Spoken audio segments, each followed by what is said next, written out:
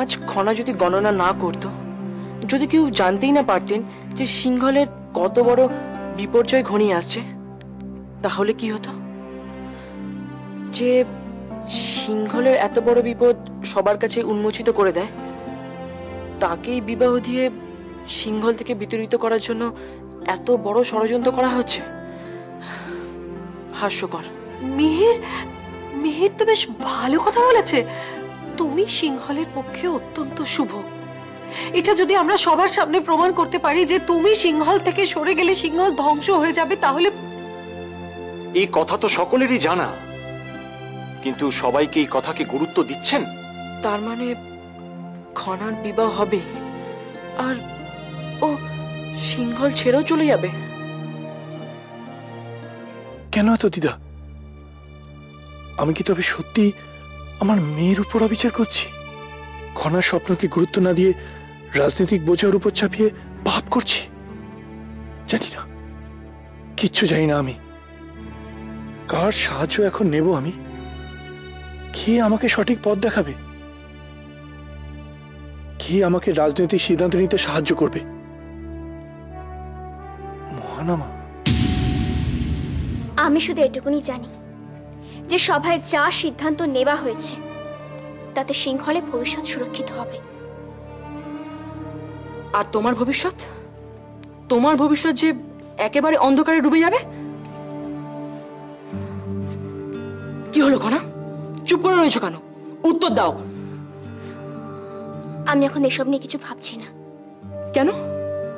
কেন ভাবছো না? নাকি ভাবতেই চেষ্টা করছো না? আমি জানি না, কিন্তু মিহির, তুমি এত দুশ্চিন্তা করছো কেন? কেন তুমি এত উত্তেজিত? আমার বিবাহ নিয়ে তোমার এত উদ্বেগ কিসের মিহির? কিসের? আমি যে কিছুতেই খনার এই বিবাহ মেনে নিতে পারছি না। দেখো, তোমার অনুপস্থিতি আমি যথেষ্ট পরিমাণে উপলব্ধি করছি। দেশ পরিচালনায় তোমার মতামত খুবই গুরুত্বপূর্ণ। তাছাড়া খনার ব্যাপারে তুমি খুবই সংবেদনশীল। এখন তুমিই পারো আমার সামনে এই অন্ধকারে কোনো আলোকপাত করতে। দাদা, সিংহলের স্বার্থে তথা খনার স্বার্থে আমি সর্বদা আপনাদের সাহায্য করতে প্রস্তুত। খনার এখন বিবাহ দেওয়া কি উচিত হবে? খনা সর্বদা সিংহলের মঙ্গল চেয়েছে, বিপদে সাহায্য করেছে।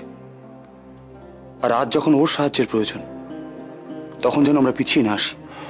কিভাবে কিভাবে আমরা ওকে সাহায্য করব? আমার মনে হয় আপনি সবার সাথে বিস্তারিত আলোচনা করুন, তারপরে কোনো সিদ্ধান্তে উপনীত হন, তাতেই সবার মঙ্গল। ঠিক আছে, আমি তাহলে এখন আসি মহানামা। খনার বিবাহ যদি কোনো শক্তিশালী দেশের রাজপুত্রের সাথে হয়, তাহলে সিংহলও যেমন শক্তিশালী হয়ে উঠবে, তেমনি খনার ভবিষ্যৎটাও সুদৃঢ় হবে মহারাজ। কিন্তু খনা নিজে কি এই ব্যাপারে সম্মতি দিয়েছে? আমরা ওর পিতামাতা মহারাজ, আমরা যে সিদ্ধান্ত নেব তাতে নিশ্চয়ই খনা সম্মত হবে। কিন্তু মনে আর সংশয় রাখবেন না মহারাজ, আপনি এতে মত দিন। আমার দৃঢ় ধারণা খনা নিশ্চয়ই এতে আপত্তি করবে না।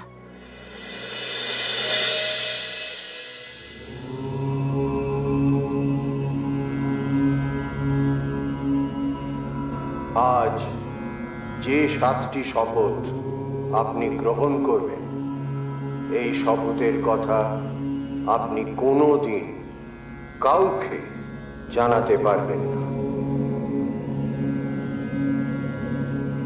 এ কথা যদি কভু কেউ জানতে পারে, তাহলে এই শপথের প্রভাব নষ্ট হয়ে যাবে আর সমস্ত সিংহল অন্ধকারে ডুবে যাবে। তৃতীয় শপথ গ্রহণ করুন। খনার বিবাহ সংক্রান্ত কোনো সিদ্ধান্ত খনার অনুমতি ছাড়া নেওয়া হবে না। আমি সিংহল নরপতি উপতিষ্য কায়মনোবাক্যে এই শপথ গ্রহণ করলাম। খানা খানা